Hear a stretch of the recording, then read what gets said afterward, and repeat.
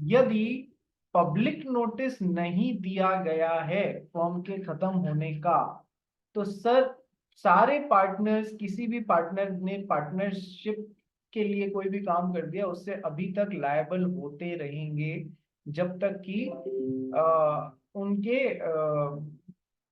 Dissolution का public notice नहीं दिया गया है। पब्लिक नोटिस कौन देता है कि सर कोई भी पार्टनर या पूरी पार्टनरशिप फर्म मिलके भी दे सकती है। ठीक है, कुछ केसेस में पब्लिक नोटिस देने की जरूरत नहीं होती है, वो अपन जानते हैं कि सर जैसे डेथ और इंसॉल्वेंसी वाले जो केस होते हैं।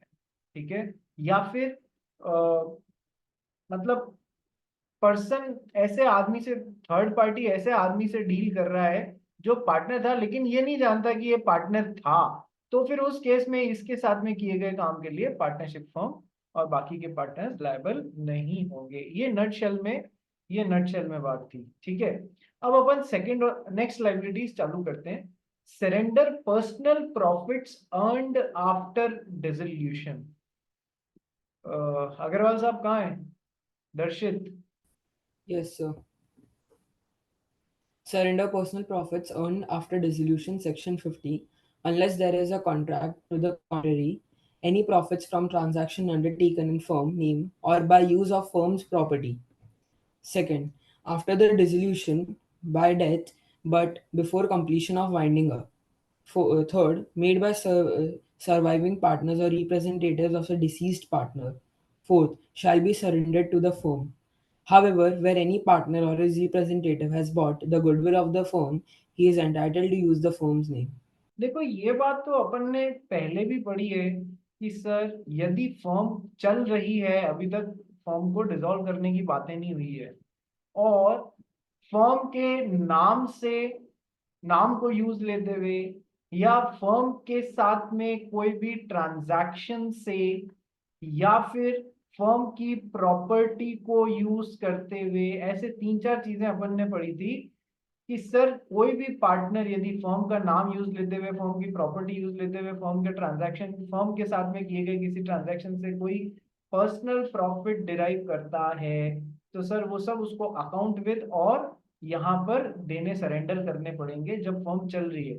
सर जब फर्म डिसॉल्व हो रही है, ठीक है, after dissolution, unless there is a contract to the contrary, जब तक कि अपोजिट कॉन्ट्रैक्ट नहीं है, सर अभी भी वही बात है, any profits from the transactions undertaken in firms name, sir firm के नाम को यूज करते हुए कोई भी प्रॉफिट डिराइव किए गए हैं या फिर फर्म की प्रॉपर्टी को यूज करते हुए कोई भी प्रॉफिट डिराइव किए गए हैं, सर वो सब फर्म के नाम, फर्म की प्रॉपर्टी को यूज करते हुए कोई भी प्रॉफिट डिराइव किए गए हैं, ठीक है, after the dissolution but before completion of the winding up. देखो ये सेक्शन किस लिए है कि सर आफ्टर डिसोल्यूशन, यानी कि यहां पर पार्टनर्स ने अभी तक डिसोल्यूशन स्टार्ट कर दिया है लेकिन वाइंडिंग अप का प्रोसीजर या डिसोल्यूशन अभी तक कंप्लीट नहीं हुआ, यानी कि पूरा मामला अभी तक खत्म नहीं हुआ है, तो यानी कि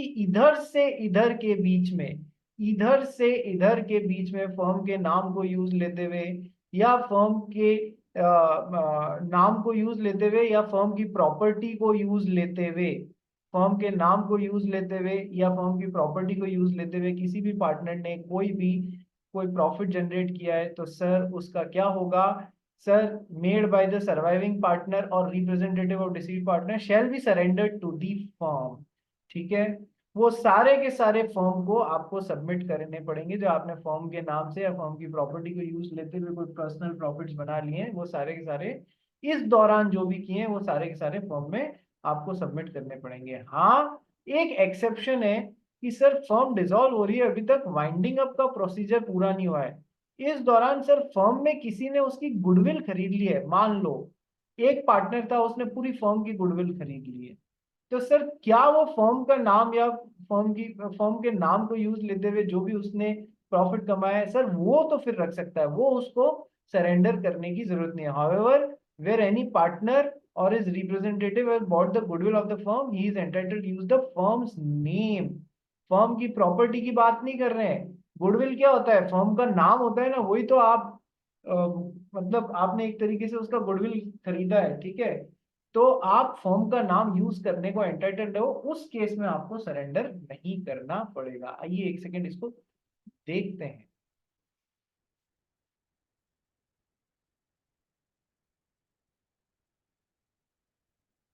क्या बोलता है, section 50 of the Indian partnership act deals with personal profits earned after the dissolution of the firm due to a partner's death, देखो, but before the firm's affairs are completely wound up। Sir देखो, ये वाला section जो है ना, ये after, अपन ने पढ़ा है ना, यदि सर फर्म में किसी पार्टनर की डेथ हो जाती है और पार्टनरशिप एग्रीमेंट इज साइलेंट, तो पूरी पार्टनरशिप फर्म डिसॉल्व होगी, पूरी पार्टनरशिप फर्म ही खत्म हो जाएगी, पूरी फर्म डिसॉल्व होगी। तो सर ये स्पेसिफिकली उसके लिए है, ठीक है। सो क्या देखो, पूरा टेक्स्ट पढ़ें। Due to partner's death but before the firm's affairs are completely wound up, it essentially clarifies that unless the partners have agreed otherwise, surviving partners or the representative of a deceased partner are accountable for any profits they make from transactions after dissolution but before the final winding up of the firm। ठीक है, firm का transaction भी इसमें include करना है, ठीक है। Firm का नाम, फर्म की प्रॉपर्टी, फर्म के ट्रांजैक्शन से कुछ भी उन्होंने कमाया है तो उनको देना ही पड़ेगा, ठीक है, ये ड्यूटी है उनकी। तो पहली duty, liability for acts of the partners done after dissolution, ठीक है। सर लायबल रहेंगे क्या? हाँ सर, फर्म का जो डेथ के कारण डिसॉल्व हो रही है तो फर्म के ट्रांजैक्शन से या किसी भी फर्म के नाम से, सर अभी भी उनके कारण आप यदि कमा रहे हो, यदि उसके कारण आप नाम यूज करते हुए कर रहे हो, ट्रांजैक्शन से कर रहे हो, सर वो भी आपको अभी भी देने पड़ेंगे, आपने घर लेके नहीं जा सकते हो। मिदुष मोदी बोल। सर फाइनल वाइंडिंग अप के पहले बोला है, तो अगर फाइनल वाइंडिंग अप हो गए और उसके बाद भी वो लोग अगर फर्म्स का गुडविल या कुछ यूज करते तो वो सब चलेगा, क्योंकि नाम तो रहेगा ना। देख, मान ले दो बातें हो सकती हैं। सिचुएशन नंबर वन, मान ले इस एक पार्टनर ने पूरी फर्म की वाइंडिंग अप के टाइम पे पूरे फर्म की गुडविल इस पार्टनर ने खरीद ली, और अब बाकी के पार्टनर्स वाइंडिंग अप के बाद में अभी भी इस फर्म का नाम काम ले रहे हैं, तो ये एतराज करके इनको रोक सकता है या नहीं रोक सकता है? ये तो हो गई पहली सिचुएशन जब किसी पार्टनर ने गुडविल खरीदी। सेकंड सिचुएशन, जब किसी भी पार्टनर ने गुडविल नहीं खरीदी, जब किसी भी पार्टनर ने गुडविल नहीं खरीदी और कोई मान लो इनमें से एक या दो पार्टनर्स अभी भी फर्म के नाम को यूज कर रहे हैं, सर आगे जाके, या शायद मैंने पढ़ा दिया या नहीं, I am not remembering, her partner दूसरे पार्टनर को फर्म का नाम और गुडविल यूज करने से रोक सकता है। ये अपन ने पढ़ा था या नहीं पढ़ा था? हर पार्टनर बाकी के पार्टनर्स को फर्म का नाम या गुडविल यूज करने से रोक सकता है, बताया था मैंने, ये बताया था ना? ठीक है विदुष, ठीक है। तो केस नंबर वन और केस नंबर टू में सब कवर हो गए। विदुष, योर डाउट क्लियर और नॉट? ठीक है, काबरा जी बोलिए, आपका डाउट क्या है? सर अगर कोई पार्टनरशिप में दो लोग हैं और उसमें से एक की डेथ हो जाती है और हाँ, वाइंड अप होने के बाद अगर दूसरा पार्टनर उसका नेम यूज करता है तो जो भी प्रॉफिट है वो लीगल रिप्रेजेंटेटिव को मिलेगा। उसका नाम यूज करता है, तो मेरी बात सुन। हाँ। मान ले इस पार्टनर की डेथ हो गई, तो इसके जो लीगल रिप्रेजेंटेटिव्स हैं वो अकेले इसको फर्म का नाम या गुडविल यूज करने से रोक सकते हैं, क्योंकि गुडविल तो एक प्रॉपर्टी है। Just like any other property, goodwill is also one of the property of the firm और नॉट? बता हाँ या ना, प्रॉपर्टी ऑफ द फर्म की हाँ डेफिनेशन सर। पढ़िए। तो सर प्रॉपर्टी का डिवीजन इसमें भी होगा और इसके ब्याह पे इसके लीगल रिप्रेजेंटेटिव में भी तो होगा बेटा, ठीक है। तो जितना अधिकार गुडविल पे इसका है उतना ही अधिकार लीगल रिप्रेजेंटेटिव का भी तो होगा, तो ये भी इसे रोक सकते हैं गुडविल को यूज करने से, ओके सर। ठीक है। चलिए, क्योंकि गुडविल भी दूसरी प्रॉपर्टी जैसे बेचा जा सकता है, तो सर मरने वाले के एलआर तुमको छोड़ेंगे थोड़ी ना, एक एक पाई पाई का हिसाब लेंगे, यदि समझदार हो तो। Next, point number three, duty not to carry on similar business for specified period of time. ये थोड़ा सा टेढ़ा सेक्शन है, आओ ध्यान से पढ़ते हैं, पढ़ भाई। Duty not to carry on similar business for a specific period of time, Section 54. Upon or in anticipation of firm's dissolution, partner may enter into an agreement that some or the other of them will not carry on business similar to that of the firm A within a specified period or B within specified local limits. Every partner in view of such agreement shall not carry on similar business. अच्छा, इसको पढ़ के आप मुझे बताओगे क्या, इसको पढ़ के आप मुझे बताओ, क्या बाय डिफॉल्ट ये एग्रीमेंट साइलेंट है? पार्टनरशिप एग्रीमेंट कुछ नहीं बोल रहा है, तो क्या बाय डिफॉल्ट अब फर्म खत्म हो रही है तो क्या फर्म के पार्टनर फर्म से कंपीटिंग बिजनेस जो भी था वो चालू कर सकते हैं? बताइए, by default partnership agreement silent है, क्या ये कंपीटिंग बिजनेस बाय डिफॉल्ट चालू कर सकते हैं या इन पे रोक है? इस टेक्स्ट को आप पढ़ के बताओ मेरे को, सब जने।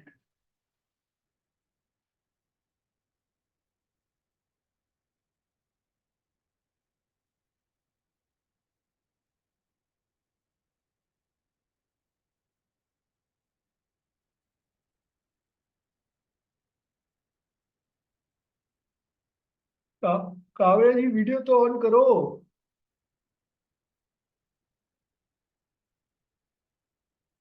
कनव, कहाँ देख रहा है? इधर ही सर। इधर ही है तो बता इसका क्या मतलब है, मैंने पूछा उस कंटेक्स्ट में बता। सर हाँ सर, सर इसके हिसाब से मतलब एक अग्रीमेंट बनेगा डिसोल्यूशन के बाद जिसमें स्पेसिफाइड रहेगा कि कुछ पार्टनर्स कर सकते हैं जिनके पास आई गेस गुडविल रहेगा। गुडविल तो यहाँ पर बोला ही नहीं है यार। नहीं, मैं अज्यूम कर रहा था, अभी रॉन्ग है। गुडविल तो एक सेपरेट बात हो गई। फर्म के सिमिलर बिजनेस, फर्म भी लकड़ी टिम्बर का बिजनेस तो करती है। इसमें के लिए ऐसा हम मेंशन। हम अब फर्म खत्म कर रहे हैं, तो क्या हम बाय डिफॉल्ट फर्म के पार्टनर थे, तो अब बाय डिफॉल्ट हम फर्म से कंपीटिंग बिजनेस कर सकते हैं या नहीं कर सकते हैं बाय डिफॉल्ट? नहीं, नहीं सर। नहीं कर सकते। काबरा जी आपने हाथ खड़ा किया था, आप बताइए इसका क्या मतलब निकलता है? सर मेरे को लगता है कर सकते, क्योंकि वो अग्रीमेंट पे डिपेंड करता है। Exactly exactly। कनव देख, ध्यान से समझ और पढ़। क्या ये क्या बोल रहा है? अपॉन डिसोल्यूशन और in anticipation of firms dissolution, या तो जब फर्म डिसॉल्व हो रही है या फिर फर्म के सारे पार्टनर्स समझ रहे हैं कि यार अब भविष्य में फर्म डिसॉल्व होगी, तो वो एंटिसिपेट कर रहे हैं, तो पार्टनर आपस में एक ऐसा एग्रीमेंट बना सकते हैं। Partners may enter into an agreement that some or all of them will not carry on business similar to that of the firm। यानी कि आप में से कुछ या फिर सारे फर्म के कंपटीशन में बिजनेस स्टार्ट नहीं करेंगे, तो उसके लिए बाय डिफॉल्ट तो वो कर सकते हैं कंपीटिंग बिजनेस। यदि उन्हें रोकना है तो उनको एक एग्रीमेंट में डालना पड़ेगा या नहीं, नकेल कसनी पड़ेगी उनके ऊपर या नहीं, कि कंपीटिंग बिजनेस मत करना। बाय डिफॉल्ट निकल रहा है, तू कर सकता है। लेकिन यदि तूने बाहर निकलते समय ऐसा एक एग्रीमेंट कर लिया कि मैं फर्म से कंपीटिंग बिजनेस नहीं करूंगा, एक पर्टिकुलर ज्योग्राफिकल लिमिट में एक पर्टिकुलर टाइम पीरियड तक, यानी कि ये रीजनेबल रेस्ट्रिक्शंस मैंने आपको पहले बताए हुए हैं या नहीं बताए हुए हैं, कि रेस्ट्रिक्शन तो डाला जा रहा है तुम पे कि कंपनी से कंपीटिंग बिजनेस मत करना, लेकिन वो रेस्ट्रिक्शंस कैसे होने चाहिए? रीजनेबल रेस्ट्रिक्शंस होने चाहिए। Reasonable as to time frame, अगले 2 साल 3 साल। Reasonable as to geographical limit, partnership की प्रेजेंस ही केवल मुंबई थी तो वो क्या तुमको पूरे इंडिया में टिम्बर का काम करने से रोक सकती है क्या? नहीं सर, बाकी की जगह थोड़ी रोक सकती है, वो तो फिर नॉन रीजनेबल रेस्ट्रिक्शन होगा।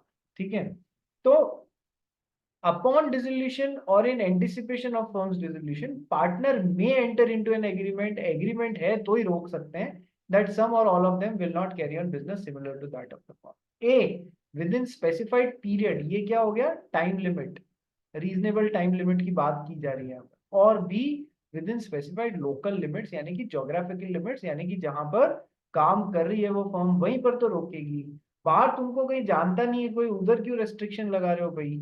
ठीक है, सो एग्रीमेंट करके रोक सकते हैं, और एग्रीमेंट भी कैसा होना चाहिए? रीजनेबल होना चाहिए as to two aspects. Agreement नहीं करके रोका नहीं है, तो तुम मस्ती से कंपीटिंग बिजनेस करो। एवरी पार्ट, ये जब फर्म डिसॉल्व हो रही है तब के लिए है बाबा। फर्म जब चल रही है तब के लिए क्या बताया था मैंने? फर्म चल रही है तो क्या आप उसे कंपीटिंग बिजनेस कर सकते हैं? कौन सा सेक्शन है? फर्म चल रही है तो क्या आप उससे कॉम्पिटिंग बिजनेस कर सकते हैं? काबरा जी हंसे क्यों? और मेरे को इसी पॉइंट में डाउट है कि आपने सेकेंड चैप्टर में भी इसका ऐसा ही सेम पॉइंट डाला था, और उसमें अगर वो पार्टनर निकलता है फॉर्म से तो आपने बोला था ये सेम रिस्ट्रिक्शन लगेंगे और वो कंप्लीट कर सकता है ना।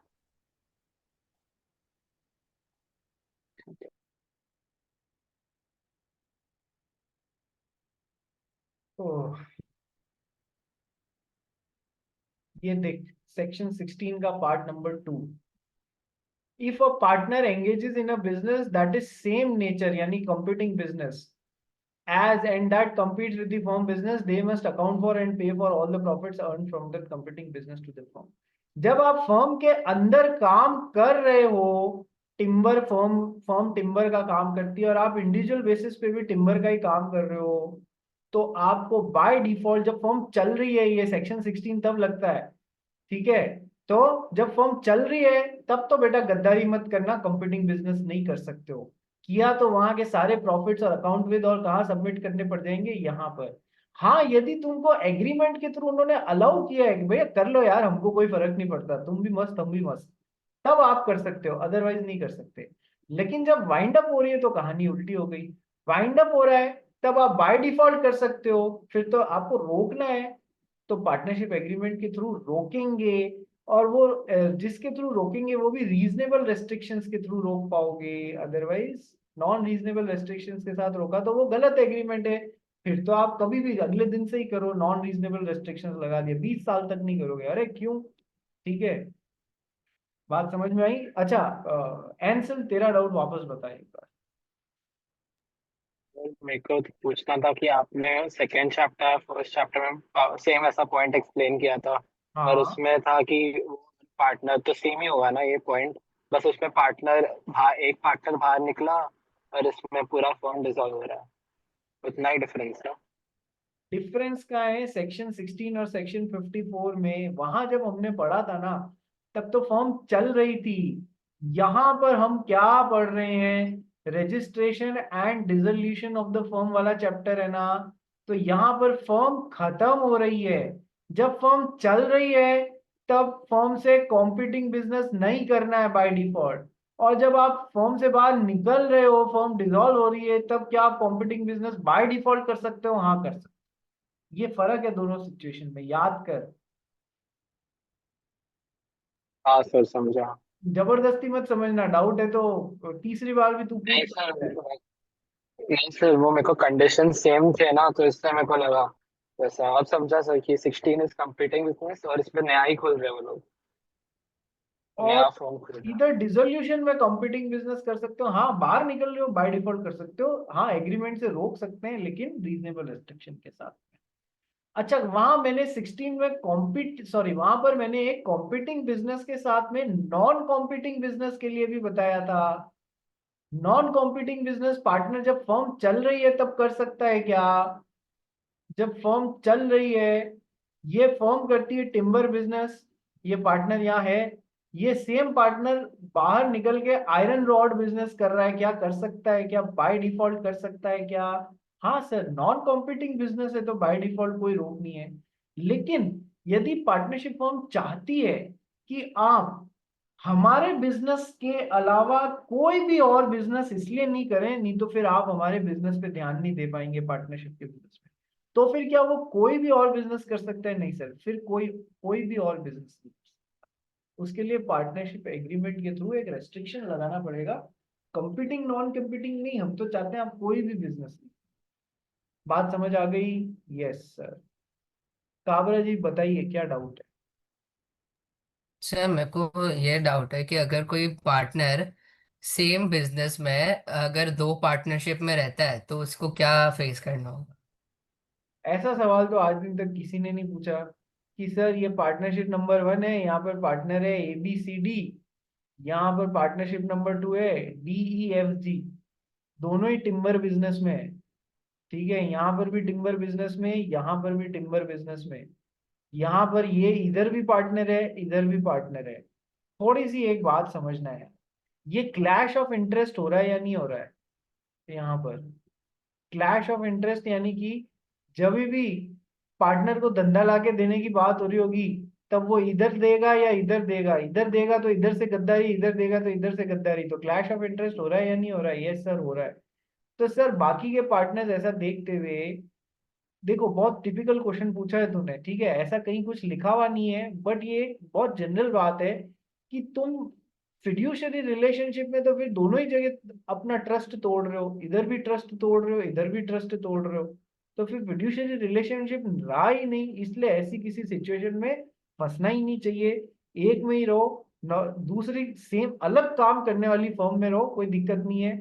घुस गए तो उसका परिणाम बहुत बुरा होने वाला है, क्लैश ऑफ इंटरेस्ट होगा, ट्रस्ट टूटेंगे, और फिर ट्रस्ट टूटेंगे तो फिर पार्टनरशिप फर्म खत्म होने की बातें हो जाएंगी। ठीक है, चलिए सुहान जी आपका डाउट बोलिए। सुहान। सर वो तो आपने सेक्शन, हाँ हेलो सर, आवाज आ रही है? हाँ हाँ बिल्कुल आ रही है। Hello sir. अरे आ रही है, आ हाँ रही सर, वो है। आपने सेक्शन 16 बताया ना कि, हाँ सेक्शन 16 बताया ना कि उसमें पार्टनर ऑलरेडी बिजनेस में है और फिर कंपीटिंग बिजनेस का है। सेक्शन 36 और 54 में क्या डिफरेंस हुआ? एक मिनट, 16 तो ये रहा ना, देख, पर्सनल प्रॉफिट्स अर्न हाँ बाय पर पार्टनर। वो समझा कि वो ऑलरेडी बिजनेस में है, और क्या 36 और 54 में क्या फर्क हुआ? एक मिनट 36 अभी भी वही हो रहा है। एक मिनट अभी देख लेते हैं बेटा।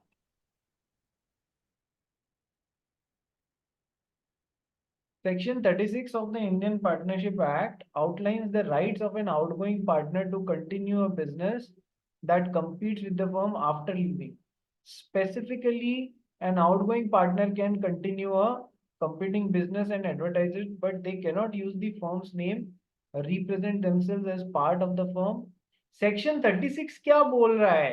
Section 36 बोल रहा है, कोई एक पार्टनर पार्टनरशिप फर्म को, कोई एक पार्टनर पार्टनरशिप फर्म को छोड़ के जा रहा है, तो वो कॉम्पीटिंग बिजनेस कर सकता है क्या? हाँ सर, बाय डिफॉल्ट तो कर सकता है, लेकिन सर ऐसा करते हुए उसको क्या क्या काम नहीं करना है सर?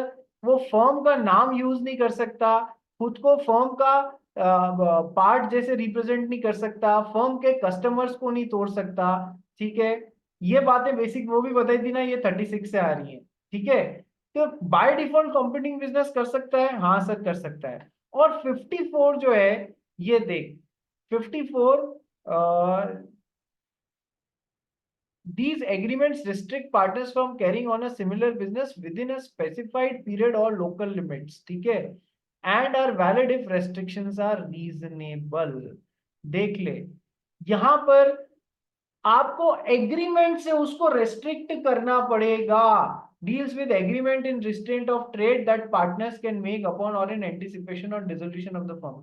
36 क्या बोल रहा है? बाहर जाने पे कॉम्पिटिंग बिजनेस कर सकता है कि सर? बाय डिफॉल्ट कर सकता है, फर्म का नाम काम में नहीं लेना है, फर्म के कस्टमर्स को तोड़ने की कोशिश नहीं करनी है, खुद को फर्म का पार्टनर जैसे रिप्रेजेंट नहीं करना है। ठीक है, और 54 क्या बोल रहा है? यदि आउटगोइंग पार्टनर को बाहर जाके बिजनेस करने से रोकना है तो एक एग्रीमेंट के थ्रू आपको रोकना पड़ेगा, और एग्रीमेंट रीजनेबल रेस्ट्रिक्शंस वाला होना चाहिए, reasonable as to two aspect जो मैंने आपको बताए। यानी सबको जोड़ के 36 देख ले, 54 देख ले और 16 देख ले, तीनों को जोड़ के देखेगा तो सारी सिचुएशन क्लियर हो जाएगी। 16, 36, 54 सब एक दूसरे के पूरक ही हैं, बस बिखरी हुई चीज है। बात समझ रहा है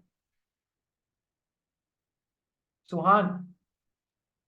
तो पर 54 तो डिसोल्यूशन का था, उसमें ये आउटगोइंग भी आ जाएगा? 54 में डिसोल्यूशन भी तो है, ये बात तूने सही पकड़ी कि सर 54 तो डिसोल्यूशन का है, कि सर ये केवल डिसोल्यूशन से रिलेट करता है। हाँ मेरे ये बोलना रह गया, बिल्कुल सही पकड़ा तूने।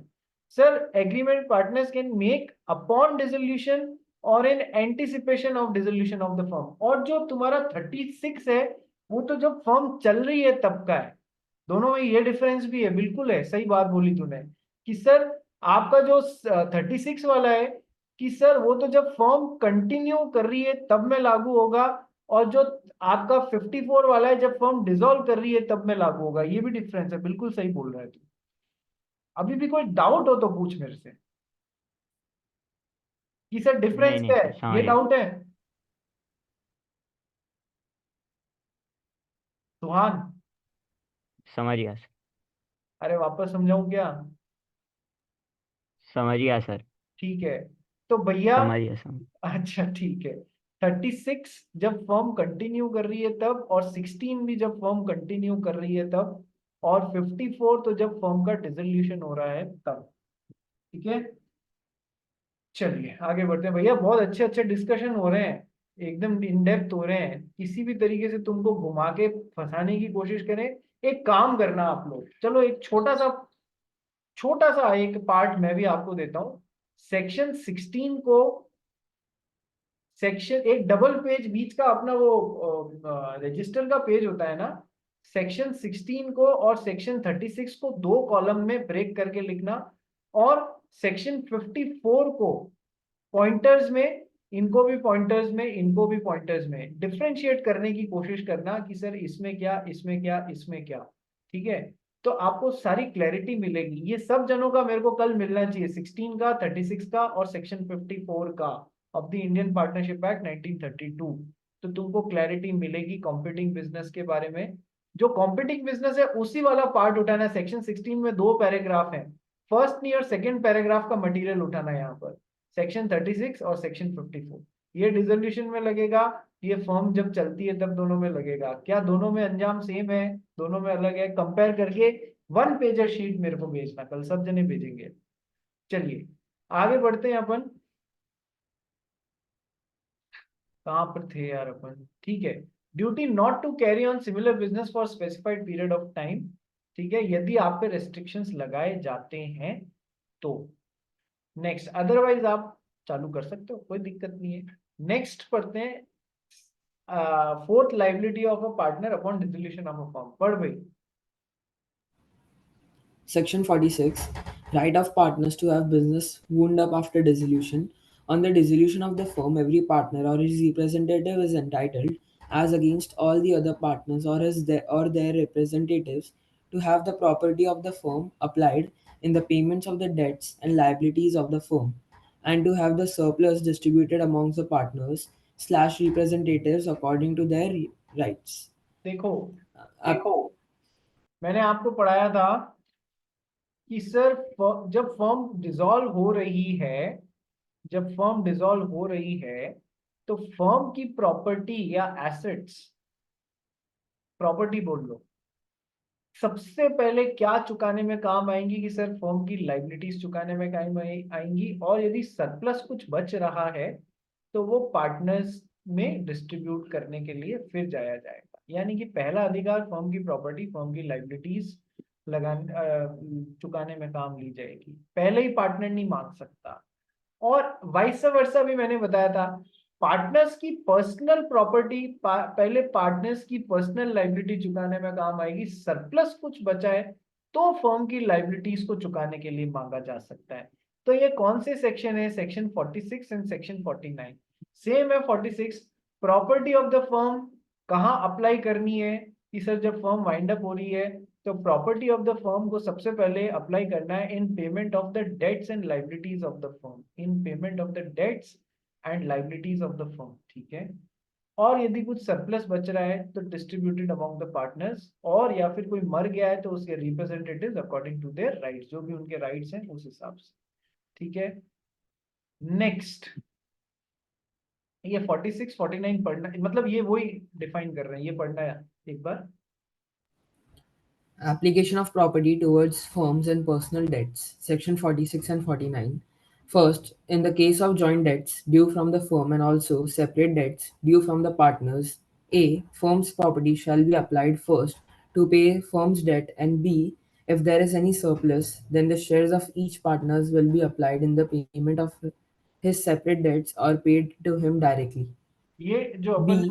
ऊपर पढ़ा वही चीज है। B, Separate property of any partner shall be applied first in the payments of his separate debts.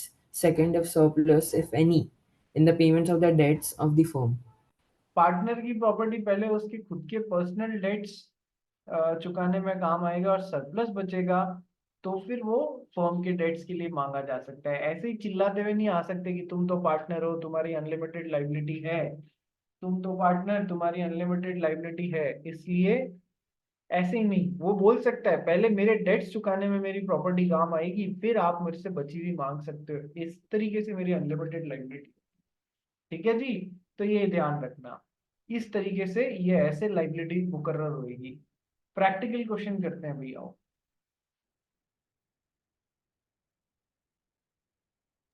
D, F, and A are the only partners in a firm. They decide to dissolve the partnership with effect from 1st April 2011. The partners do not give a public notice of dissolution, but continue the business. During the course of business, D, F, and A endorse certain bills of exchange of partnership to third party M, who was not aware of the dissolution. M had supplied certain stationeries to the firm. Bills of exchange are dishonored. M wants to claim the money. State whether the firm will be liable to pay for the bills of the exchange. Sir D F और ए partnership form में partners थे, form खत्म कर रहे थे इतनी तारीख से, लेकिन पब्लिक नोटिस नहीं दिया उन्होंने। ठीक है, और इसके बाद क्या हुआ कि sir during the course of business D F और ए ने बहुत सारे बिल्स ऑफ एक्सचेंज एंडोर्स किए एम को। बिल ऑफ एक्सचेंज क्या होता है सर? पेमेंट के लिए होता है। जैसे आपने बिल्स रिसीवेबल बिल्स पेबल पढ़े ना, वही बिल ऑफ एक्सचेंज होते हैं कि सर पेमेंट के लिए या तो नेगोशिएबल इंस्ट्रूमेंट अपने को क्या पढ़ने रहेंगे, promissory note, bill of exchange और चेक, ये तीन अपन पढ़ेंगे। ठीक है सर, तो सर अब इसमें इसमें सर बिल ऑफ एक्सचेंज जो है वो एंडोर्स करने का मतलब होता है किसी के लिए दिया हुआ है, पीछे साइन करके दे दिया, चलो हमको मिला था हम आपको दे देते हैं, आप उससे पैसे ले लेना। ठीक है, तो ऐसा एंडोर्स करके देते गए एक स्टेशनरी सप्लायर को। ठीक है सर, स्टेशनरी सप्लायर को बेचारे को पता ही नहीं था कि फॉर्म तो डिसॉल्व हो रही है, क्योंकि कोई पब्लिक नोटिस आया ही नहीं था। तो और बाद में उसकी ये जो बिल ऑफ एक्सचेंज है डिसऑनर हो गए, पैसा मिला ही नहीं उसको, तो वो पैसा क्लेम करना चाहता है। क्या firm will be liable to pay for the bill of exchange? Answer पढ़ना भाई। Partners continue to be liable as much to the third parties for any act done by any of them which would have been an act of the firm if done before the dissolution, until public notice of the dissolution is given. Hence, the firm would be liable in this case. देखो, firm तो 100% liable होगी ही होगी, क्योंकि firm के dissolution का notice दिया नहीं गया था, नंबर एक बात। ठीक है, तो बेचारे यार वो एक्सेप्ट ही नहीं करता तुम्हारा बिल ऑफ एक्सचेंज, यदि उसको पता होता कि तुम लोग तो खत्म होने वाले हो, तो तुम अभी भी वैसे ही लायबल हो जैसे कि फर्म अभी तक ऑपरेट कर रही है, और हमेशा मतलब आपको उस पेमेंट को चुकाना ही पड़ेगा। अच्छा मुझे एक बात बताओ, ये तो फर्म के डिसॉल्व होने के बाद की बातें हैं, फर्म में रहते हुए यदि पार्टनर्स ने कुछ काम किया है और उस दौरान की कोई लाइबिलिटी जिंदा हो रही है, फर्म डिसॉल्व होने के बाद में भी ये थर्ड पार्टी उनको उस लाइबिलिटी के लिए लायबल बना सकती है? हाँ सर, जब तक वो फर्म में थे उस दौरान किए गए कोई काम के लिए थर्ड पार्टी उनको हमेशा लायबल बना सकती है। ये बात ध्यान रखना, चाहे डिसोल्यूशन हो गया हो चाहे नहीं हुआ हो, ये मैंने आपको पहले पढ़ाया बात। ठीक है, ये कुछ छोटा सा क्वेश्चन था, not so important. Now liability of partners upon dissolution, liability for acts of partners done after dissolution. यदि पब्लिक नोटिस नहीं दिया तो हमेशा लायबल रहेंगे बाद के कामों के लिए भी। एक ने किया तो बाकी सारे अपने आप लायबल, क्योंकि अभी तक पार्टनरशिप चल रही है, ऐसा ही लगेगा। Surrender personal profits earned after dissolution, duty not to carry on similar business for specified period of time, rights of partners to have business wound up after dissolution.